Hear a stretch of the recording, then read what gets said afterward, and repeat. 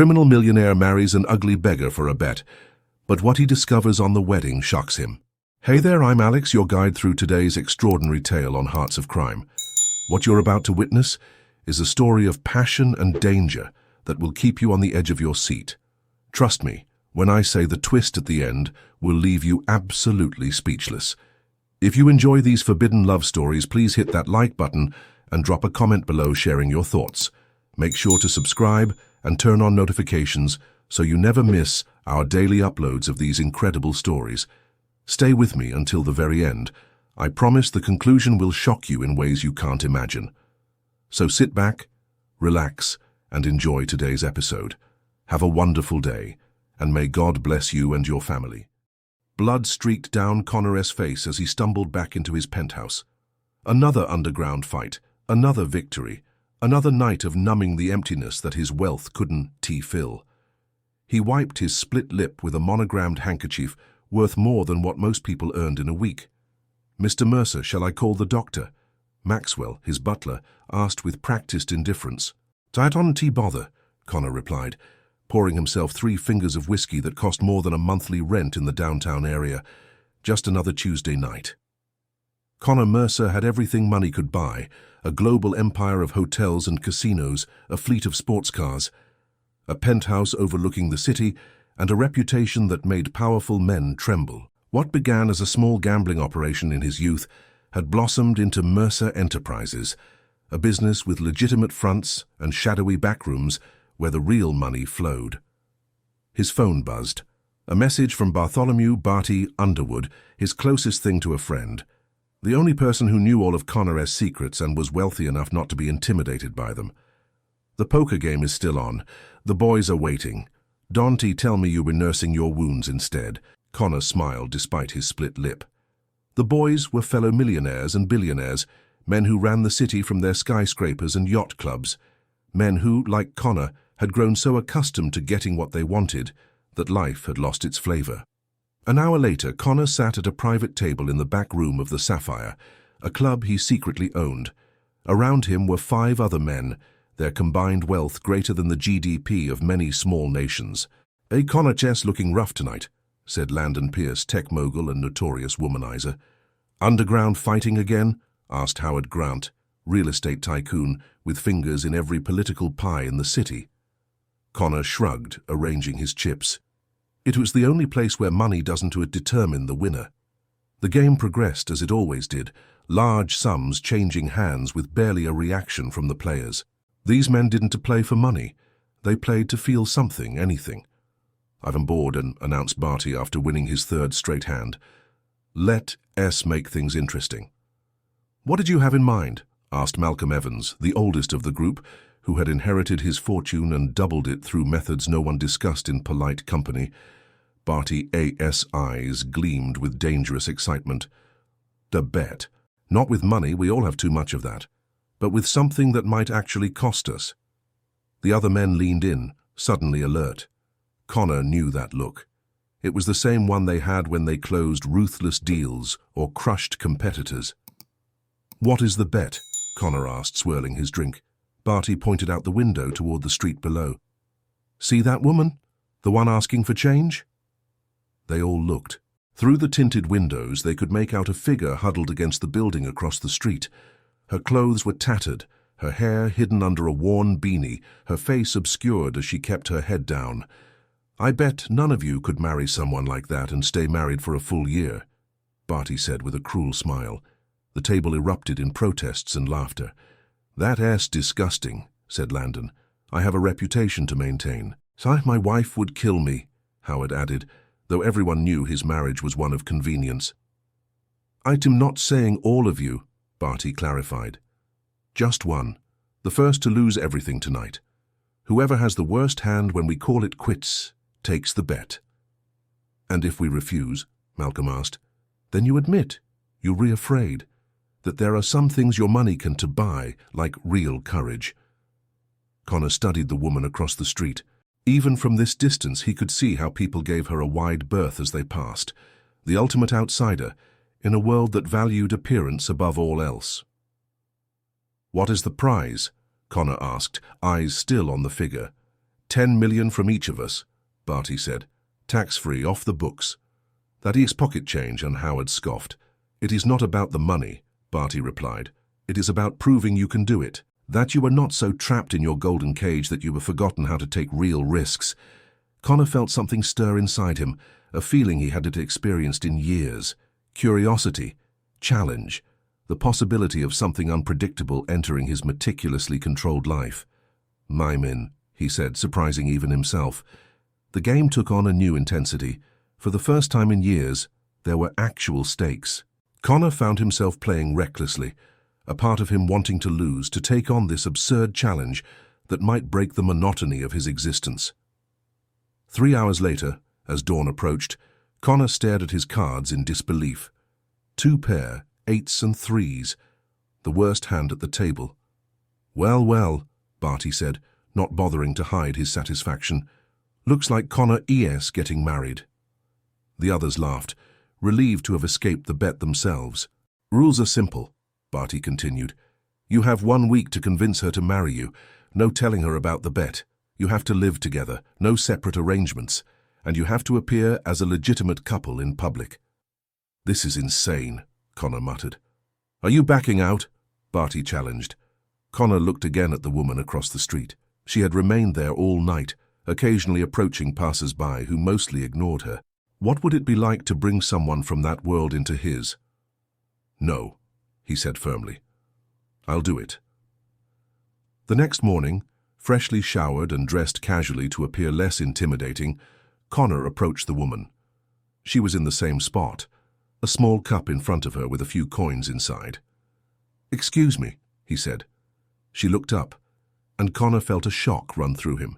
Despite the dirt on her face and the tangled hair now visible beneath her beanie, her eyes were startlingly clear, deep brown with flecks of gold, regarding him with wariness and intelligence. "Whatever you reselling, I am not buying," she said, her voice surprisingly articulate. "I am not selling anything," Connor replied. "I'd like to talk to you, if that's okay. Maybe over breakfast?" She laughed, a sound both bitter and genuinely amused. "Right. And I suppose you were not after anything in return? Just conversation," he said. She studied him, seeming to take in his expensive watch, partially hidden under his jacket sleeve, his tailored casual clothes, the way he stood with the confidence of someone who had never worried about his next meal. "I am Melody," she said finally. "Connor." "Well, Connor, I haven't eaten since yesterday morning, so if you were serious about breakfast, I accept. But be warned, I dunn't clean up well, and I definitely dunn't put out for food." Connor was taken aback by her directness. "I never suggested—" "Save it," she interrupted, gathering her few belongings into a tattered backpack. "Let us go before you come to your senses." As they walked toward a nearby diner, Connor realized this might be more complicated than he'd anticipated. Melody wasn't just any beggar. There was something about her, a dignity, an awareness, a sharp edge that suggested she hadn't always been on the streets. And as he watched her walk ahead of him, head held high despite her circumstances, Connor wondered if perhaps he was the one who had unwittingly stepped into a trap rather than the other way around. The diner was nearly empty when Connor and Melody slid into a booth. He watched as she scanned the menu with careful deliberation, her fingers, surprisingly delicate despite their dirt-rimmed nails, tracing each price. "Order whatever you want," Connor said. "It's on me." Melody glanced up, suspicion clouding her golden-flecked eyes. "Why are you doing this?" "Maybe I am just trying to do something nice." "No one does nice things without expecting something in return, especially men who look like you." Connor raised an eyebrow. "Like me?" "Rich, powerful, used to getting what you want." She set down the menu. "I've seen you before, you know, coming in and out of the Sapphire. I know who you are, Connor Mercer." Connor felt a chill run down his spine. He hadn't expected this complication, and who am I exactly? "The kind of man who doesn't have breakfast with women like me unless he wants something." Melody leaned forward. "So let us cut to the chase. What do you want?" The waitress arrived before Connor could answer, and Melody ordered enough food for 3 people. Connor ordered only coffee. "Not hungry?" Melody asked when the waitress left. "I already ate." "Liar. You haven't been home yet. Your clothes are the same ones from last night, just with a different jacket. And you've been awake all night. I can see it in your eyes." Connor stared at her, genuinely surprised. "You were very observant. Silent when you live on the streets, observation keeps you alive." She pulled a napkin from the dispenser and wiped it across her face, removing some of the dirt. The skin beneath was pale but unblemished. "So, again, what do you want?" Connor had prepared a story, a gradual approach to winning her trust. But looking at Melody now, he knew she would see through any pretense. "This is going to sound crazy," he admitted. "Try me. My life is pretty crazy already. So I want to get to know you." He paused, weighing his next words carefully. "And if we get along, I'd like to propose a mutually beneficial arrangement." Melody's food arrived. Pancakes, eggs, bacon, toast, and a side of fruit. She waited until the waitress left before responding. "What kind of arrangement?" she asked, cutting into the pancakes with methodical precision. "I have a large home. Multiple homes, actually. I need a companion." Melody's fork clattered against her plate. "A companion? Is that what rich people call prostitutes these days?" "No," Connor said quickly. "That is not what I mean. I am talking about a relationship. A partnership of sorts." "Of sorts," she repeated, resuming her eating. "You want a girlfriend who won't embarrass you in front of your rich friends? Someone grateful enough to put up with whatever you want because you rescued her from the streets?" Connor hadn't expected this level of insight or resistance. The women he usually associated with were interested only in his money and status, not in questioning his motives. "Actually," he said, making a split-second decision, "I was thinking more along the lines of marriage." Melody choked on her orange juice. "Marriage? You were proposing marriage to a complete stranger you just picked up off the street?" The few other diners turned to look at them. "Hey, keep your voice down," Connor hissed. "Why should I? This is insane." She studied his face. "You were serious, aren't it you? Why would someone like you want to marry someone like me?" Connor hadn't he prepared for such a direct question.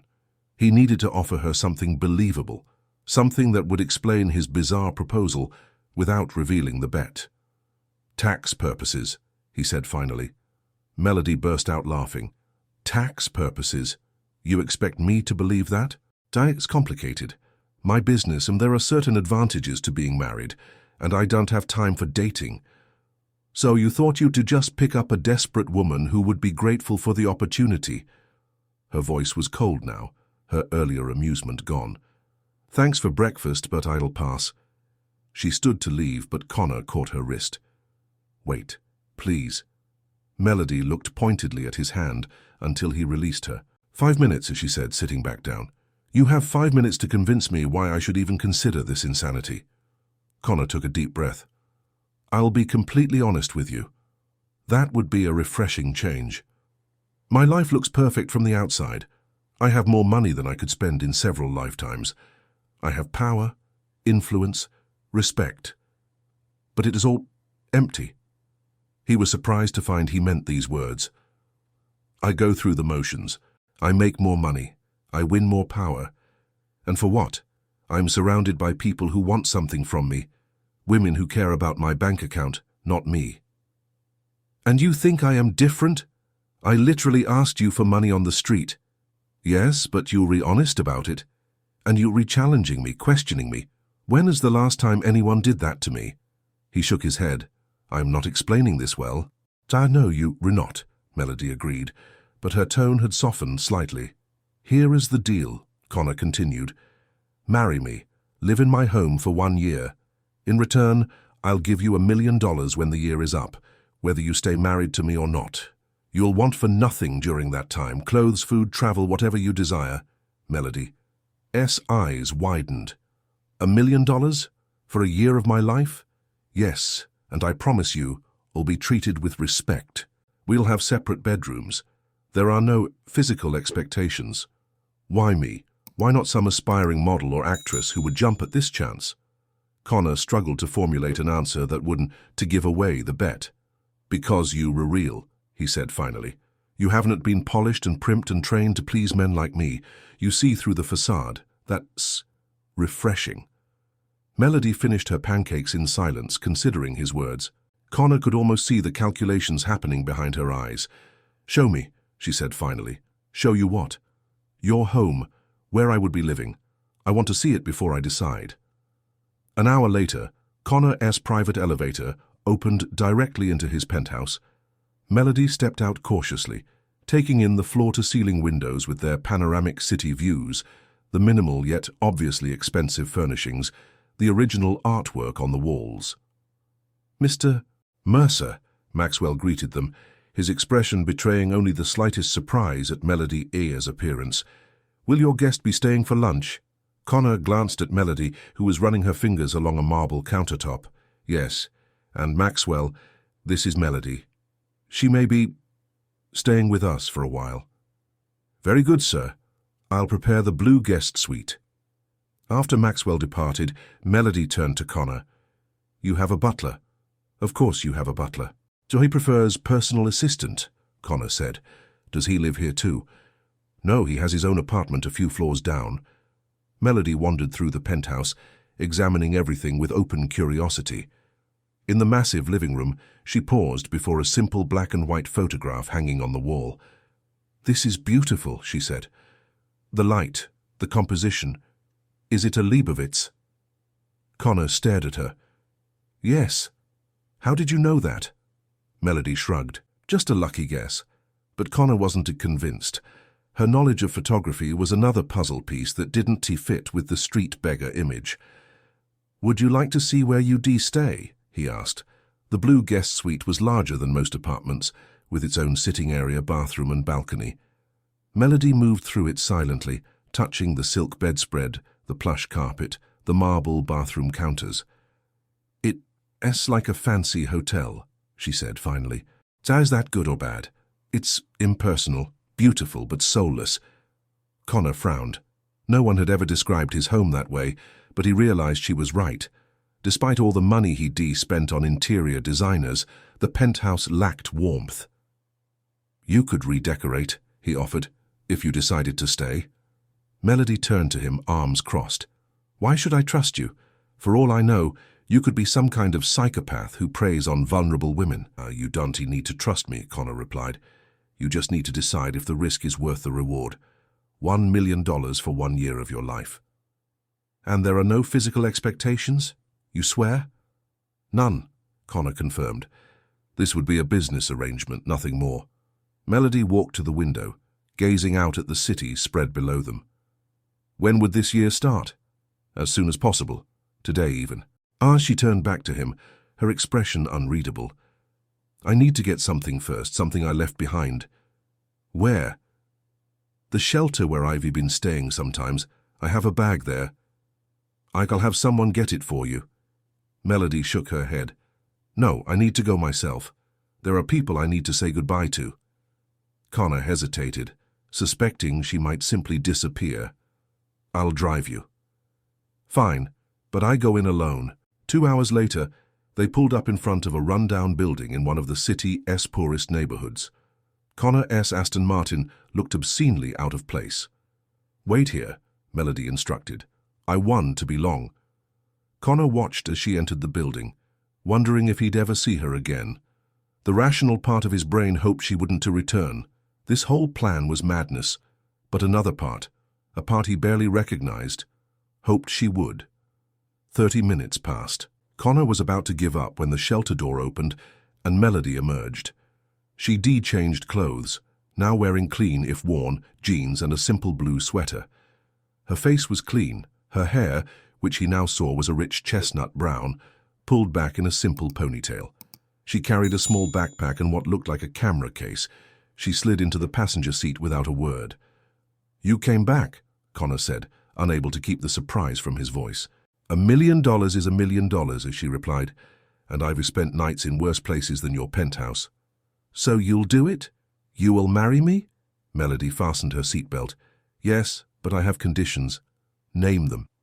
"First, I want half the money up front, in writing.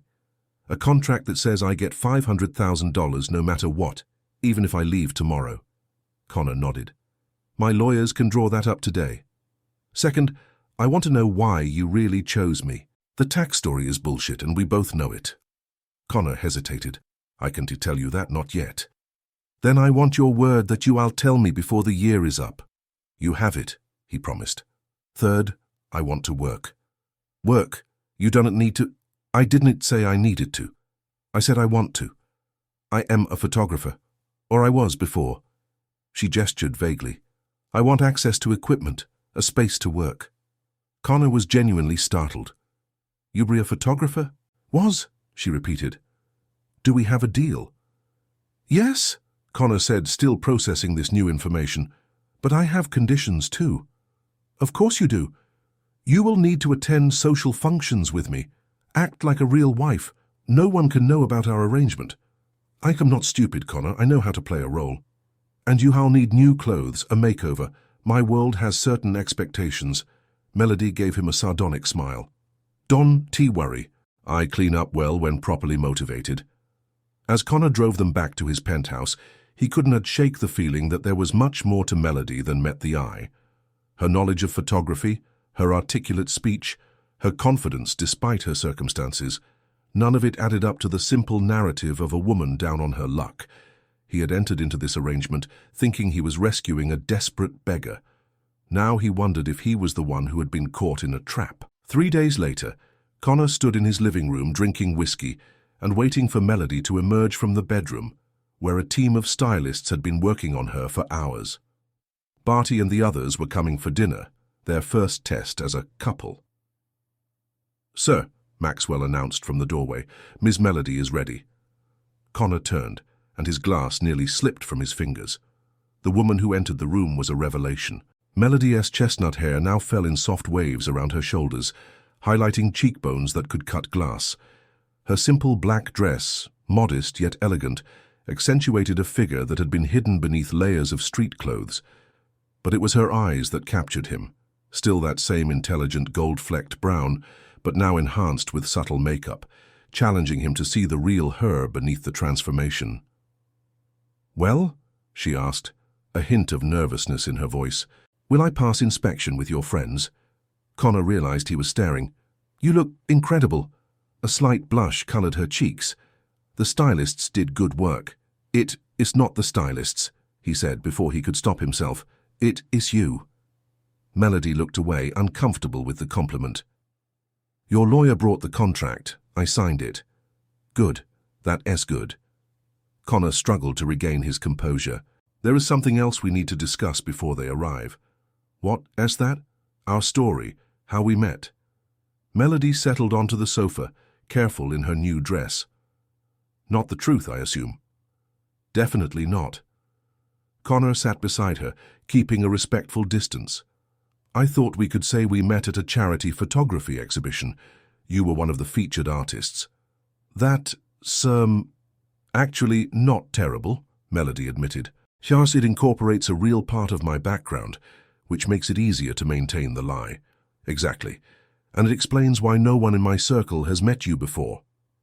Melody nodded slowly. What about my family? Won't your friends ask about them? Tell them the truth, or as much of it as you're comfortable sharing. The truth, she repeated, her voice hollow, that they re-gone. Before Connor could inquire further, the elevator chimed, announcing the arrival of their first guests. The evening progressed better than Connor could have hoped. Melody was poised, articulate, and charming. She spoke knowledgeably about photography and art, holding her own in conversations with people who prided themselves on their cultural sophistication. When asked about her background, she offered vague but plausible answers about growing up in different cities, about losing her parents, about focusing on her art. Connor noticed Barty watching her with particular interest, perhaps looking for cracks in their facade, but if Melody noticed his scrutiny, she gave no indication. So when is the wedding? Landon asked over dessert, his eyes lingering a bit too long on Melody's face. Next week, Connor answered. Small ceremony. Just us. So soon? Howard's wife, Victoria, raised an eyebrow. That was very romantic.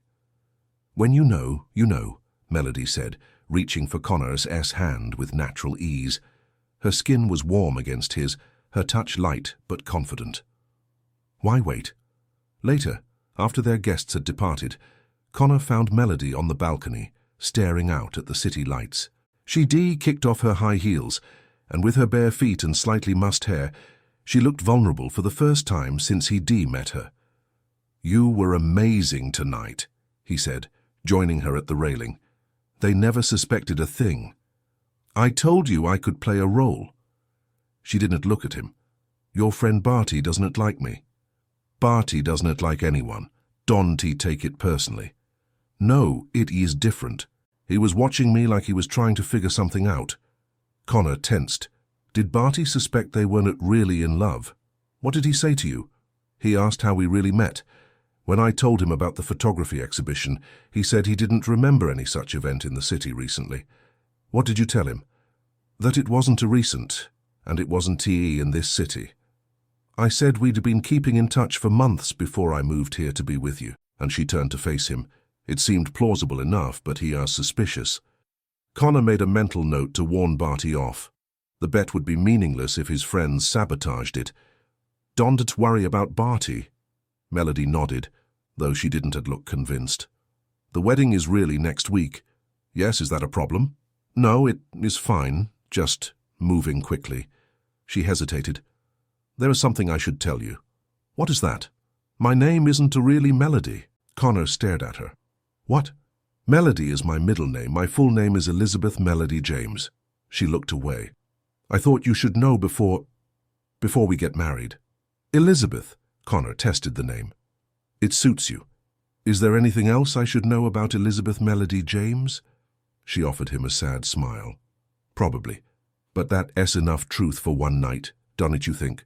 As she walked past him toward her bedroom, Connor caught a whiff of her perfume, something clean and subtle that the stylists had selected. Yet beneath it was something else, something that reminded him of the woman he first met on the street. Resilient, mysterious, unexpectedly complex.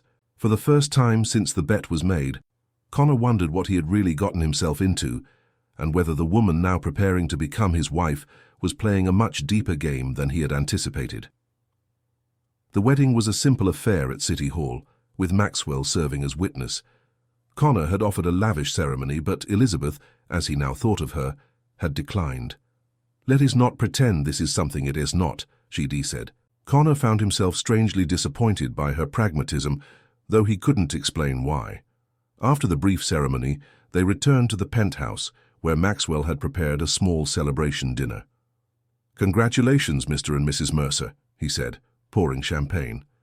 Elizabeth smiled politely, though Connor noticed she barely touched her glass. They ate in relative silence, the weight of what they'd done settling over them. "I should call Barty," Connor said finally. "Let him know it as official."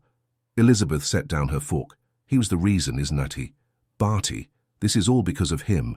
Connor froze. "What do you mean?" "I am not stupid, Connor."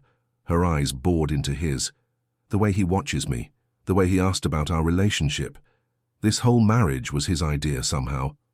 Connor considered denying it, but something in her expression told him she would see through any lie.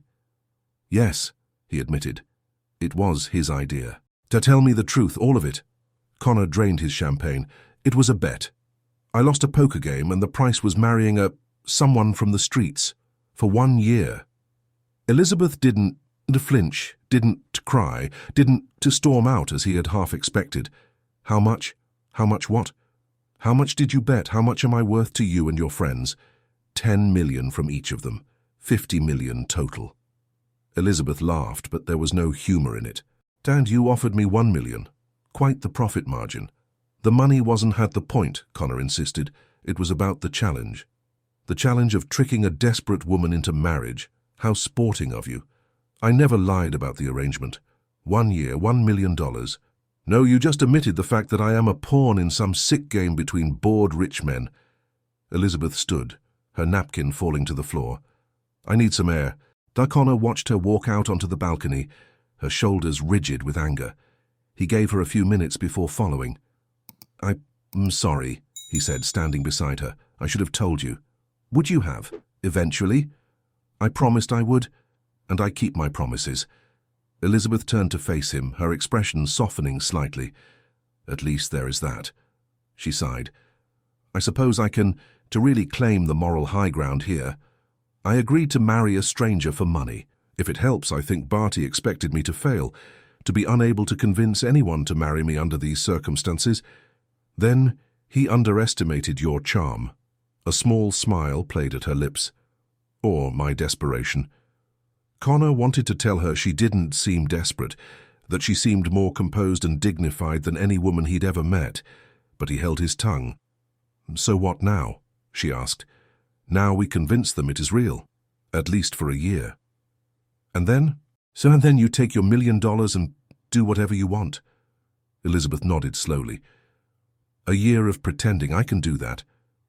She extended her hand. "Partners?"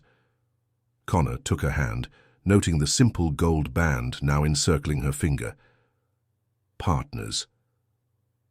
The weeks passed in an unexpected rhythm. Connor continued running his businesses, while Elizabeth transformed one of the spare bedrooms into a photography studio with the equipment Connor had purchased.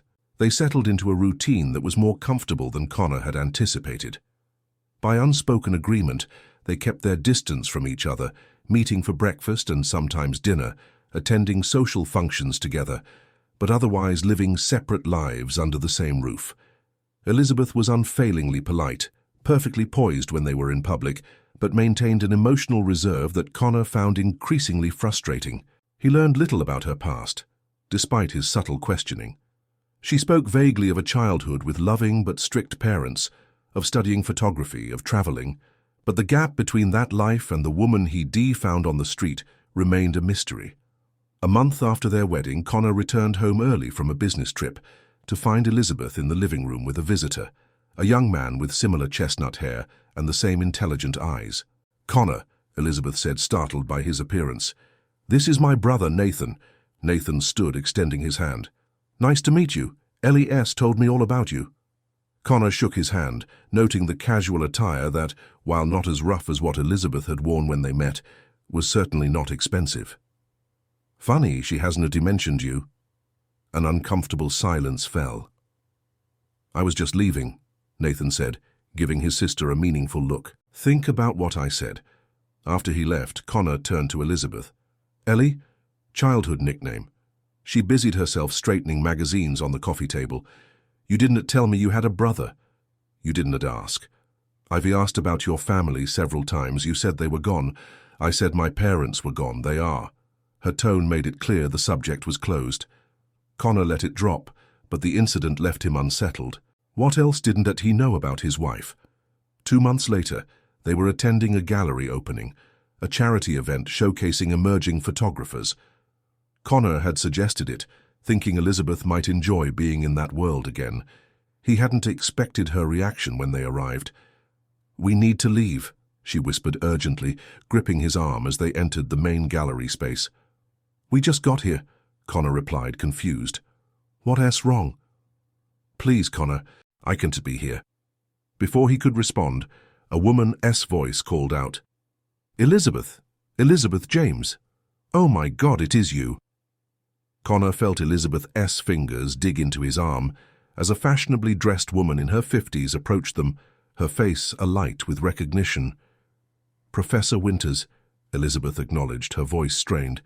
"How nice to see you. We thought you'd disappeared off the face of the earth after the accusations and that dreadful article, but here you are and looking so well." Connor watched as the color drained from Elizabeth's face. "I'm afraid we can't stay," he intervened smoothly. "My wife isn't feeling well." "Wife?" Professor Winters looked between them, surprised. "Oh, congratulations. We must catch up soon, Elizabeth. I always knew those allegations were nonsense. Your work was too extraordinary." "Thank you," Elizabeth cut her off. "Please excuse us." In the car, Elizabeth sat rigid, staring straight ahead. "Want to tell me what that was about?" Connor asked gently. "No." "Elizabeth." "I said no, Connor." She turned to him, her expression fierce. "That is not part of our deal. You get a wife for your bet. You done it get my past." They rode in silence back to the penthouse. As soon as they arrived, Elizabeth disappeared into her studio, locking the door behind her. Connor poured himself a drink and called the one person who might have answers. "Nathan, it is Connor Mercer. We need to talk." They met at a quiet bar the following afternoon. Nathan looked nervous, his fingers tapping an uneven rhythm on the table. "I'll be furious if she knows I am talking to you," he said after ordering a beer. "I need to understand what happened to her," Connor insisted. "Today, we ran into someone who mentioned accusations, an article. What was that about?" Nathan sighed, running a hand through his hair, a gesture so similar to Elizabeth E.S. that it made Connor S. chest tighten. "Ellie was a rising star," he began. "A prodigy. She had her first gallery show when she was barely out of school. Critics loved her work, said she had an eye for capturing truth in unexpected places. So what happened? Success happened. Money happened." Nathan took a long drink.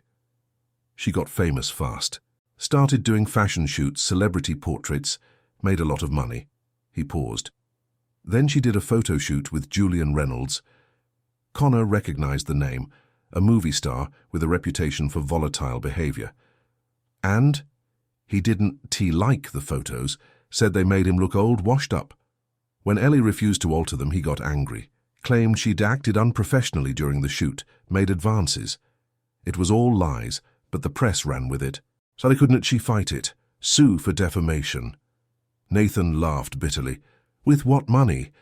Reynolds had a team of lawyers. Ellie had her savings, which were quickly drained by legal fees. Other clients cancelled. Galleries pulled her work. Her reputation was destroyed." "That doesn't explain why I found her begging on the street," Connor said. Nathan S. expression darkened. "The stress, it affected our parents. They'd invested everything in Ellie's career. When it all fell apart, they couldn't handle it. Their shop failed. Mom had a stroke, Dad couldn't cope, they lost their home. And Elizabeth blamed herself," Connor guessed. "She used every penny she had trying to help them. When that ran out, she sold her equipment, her apartment. But medical bills kept coming. Dad developed heart problems. When he died, something in Ellie broke. Mom followed soon after." Connor's mind raced, piecing together the fragments of Elizabeth's story. "When did all this happen?" "The scandal, about 3 years ago. Our parents died last year. Ellie's been surviving ever since." "Why didn't she come to you?" Nathan's face flushed with shame. "I was overseas working. By the time I came back and found her, she wouldn't accept my help. Said she'd ruined enough lives." "That is why you were at the penthouse. You were trying to convince her to let you help." "I've been trying for months. Then suddenly she calls, says she is married to some rich guy. I thought maybe it was another lie, her way of making me stop worrying." Nathan studied Connor. "But it is real, isn't it, the marriage?" "It is legal," Connor answered carefully. "But not love," Nathan concluded. "I can see it in your eyes. There's a story here." "Yes," Connor admitted. "There is. But whatever it started as, it has changed." Nathan nodded slowly. "She deserves happiness, you know, after everything. She deserves someone who sees her, really sees her." "I am beginning to," Connor said softly. When Connor returned to the penthouse, he found Elizabeth's studio door still locked. He knocked gently.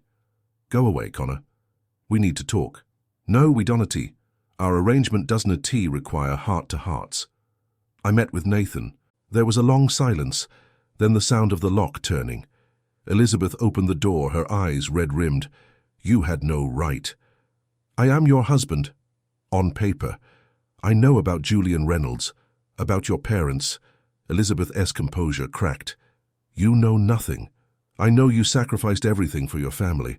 I know you were wrongfully accused. I know you've been punishing yourself for something that wasn't to your fault." Tears welled in her eyes. "Stop. No." Connor stepped closer. "I also know you were the strongest, most dignified person I've ever met. That first day when I saw you on the street, I thought I was rescuing you. But you've never needed rescuing, have you?" "What do you want from me, Connor?" "The truth, all of it. No more secrets." Elizabeth searched his face, perhaps looking for judgment or pity.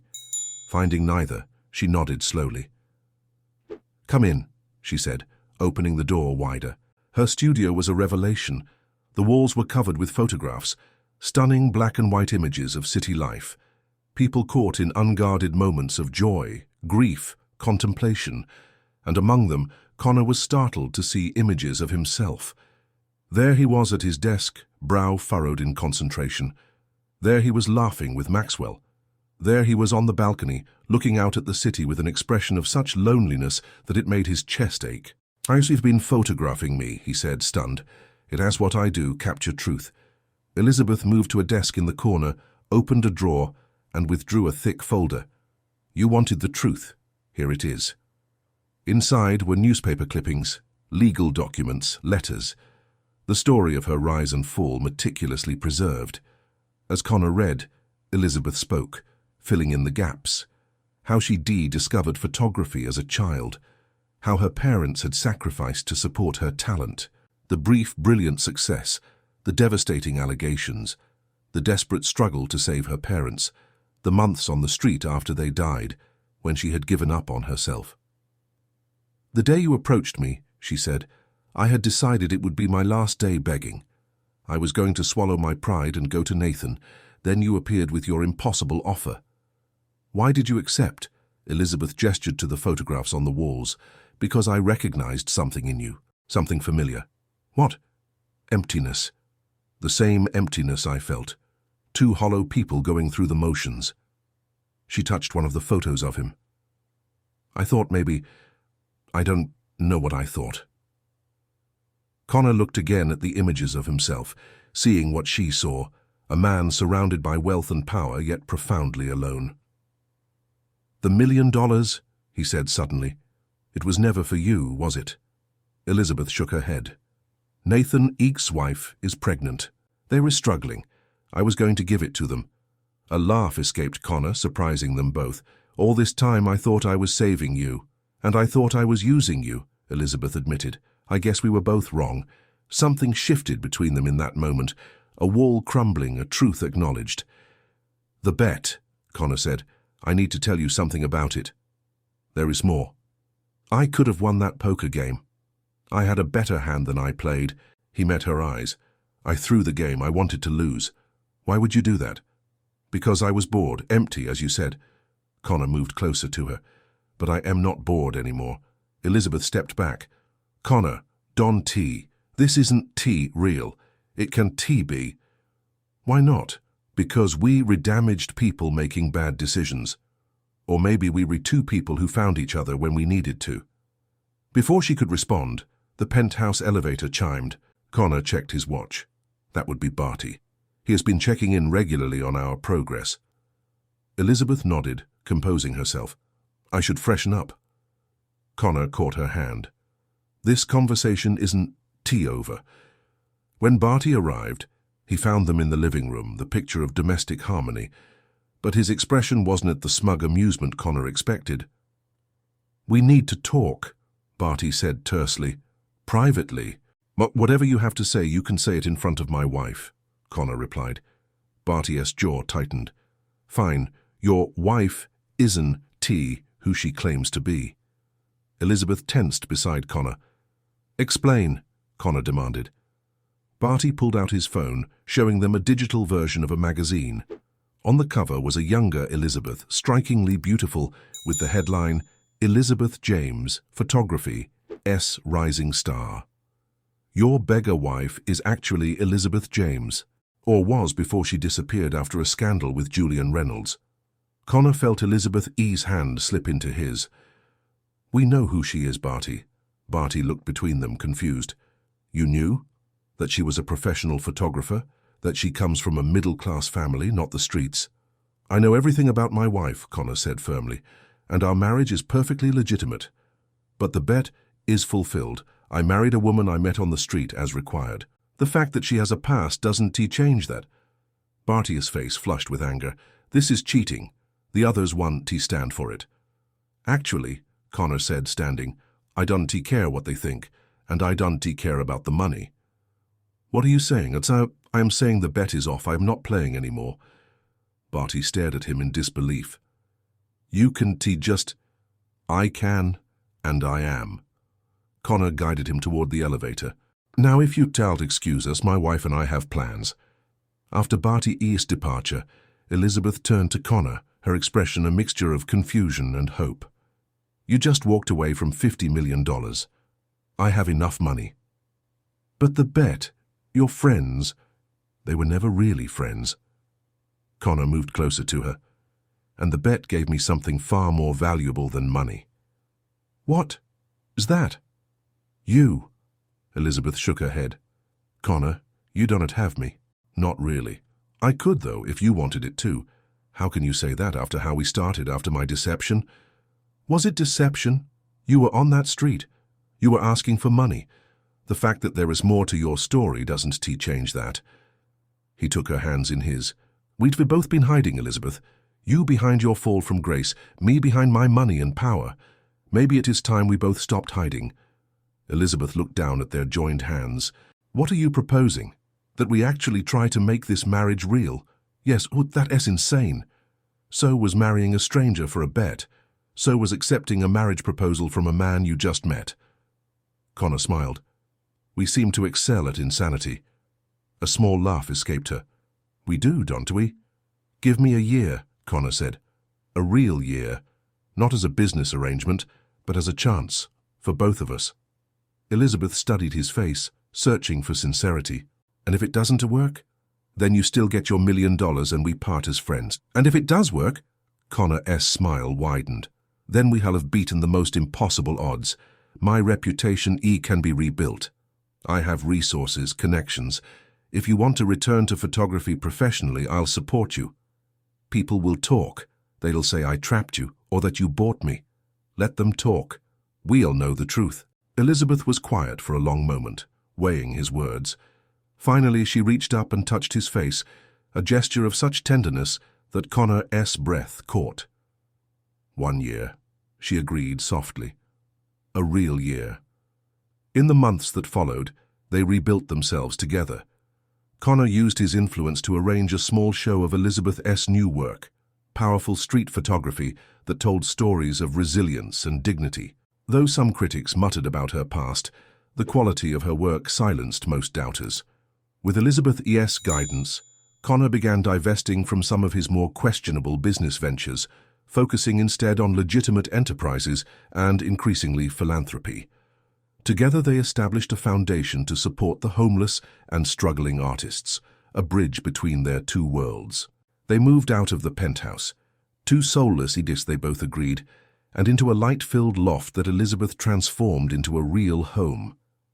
Nathan and his wife became regular visitors, especially after the birth of their daughter, whom they named after Elizabeth and Connor's mothers. Barty and the others drifted away, replaced by genuine friends who valued them for who they were, not what they owned or could provide. And gradually, with patience and honesty, they fell in love. Not the instant fairy tale kind, but the kind built on mutual respect, shared vulnerability, and the daily choice to see and accept each other fully. On the anniversary of their wedding, Connor took Elizabeth back to the city hall where they first exchanged vows. "Why are we here?" she asked, as they stood in the same room where they'd been married. "I thought we could renew our vows," Connor replied, "this time for the right reasons. Are you sure we could just count from when we decided to make it real?" "No," Connor said firmly. "I want to honor our whole journey. The mistakes, the deceptions, the bet, they all led us here. I wouldn't change any of it." Elizabeth smiled, her eyes bright with unshed tears.